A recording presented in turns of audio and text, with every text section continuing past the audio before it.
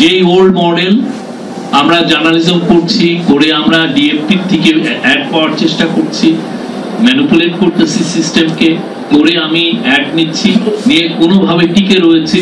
এবং এই new economic মডেলে আমি দেখতেছি যে আমার পক্ষে আসলে বড়লোক হওয়া সম্ভব না, আমি দালালি করছি, করে পুরো জার্নালিজমের যে পুরো ফ্রিডম অফ এক্সপ্রেশনের জায়গাটা পুরোপুরি ভয়ানকভাবে আমি ধ্বংস করছি, মানুষের ট্রাস্টগুলো আমি নষ্ট করছি। আমাদের নতুন ইকোনমিক মডেল দরকার, যেখানে কপিরাইট প্রোটেক্টেড হবে, যেখানে জার্নালিস্টদের বেতনটা প্রোটেক্টেড হবে।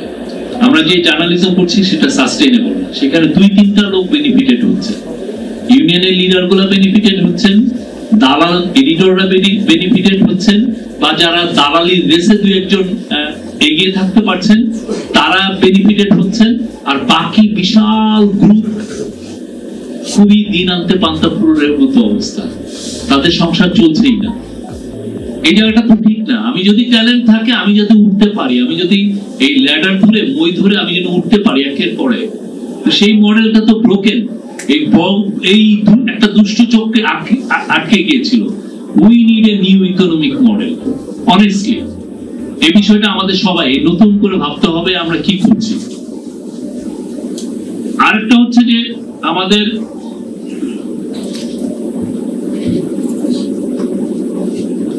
আগে আমরা যা করেছি 15 বছরে, আমাদের সবারই সত্যিকার অর্থে ক্লিন আপ করতে হবে। We have to come clean. আমরা যদি অন্যায় করে থাকি এসে আমরা বলি, আমরা কেউ কাউকে কিন্তু বন্ধ করছি না পত্রিকা, কিন্তু আমার যেটা বলা, আমরা যেই অন্যায়গুলো হয়েছে এইটা বলার মধ্যে একটা সাহস দরকার। এই সাহসটা আমাদের, আমরা যে অন্যায় করেছি, এই জার্নালিজম, আমার জার্নালিজম গত 15 বছরে বাংলাদেশের মানুষকে অধিকার হরণ করেছে।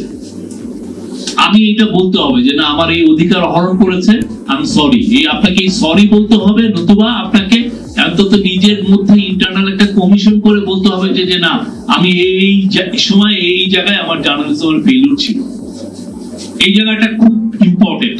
এটা আপনার বলতে হবে যাতে আপনি নতুন শুরু করতে পারেন ভালোভাবে, মানুষ যাতে আপনার উপর আবার ট্রাস্টটা ফিরে পায় যে না, উনি আগে যেটা করেছিলেন সেগুলোকে উনি he has come to terms with it, ওইটা উনি সরিয়ে রেখেছেন, এখন নতুন করে শুরু করছেন।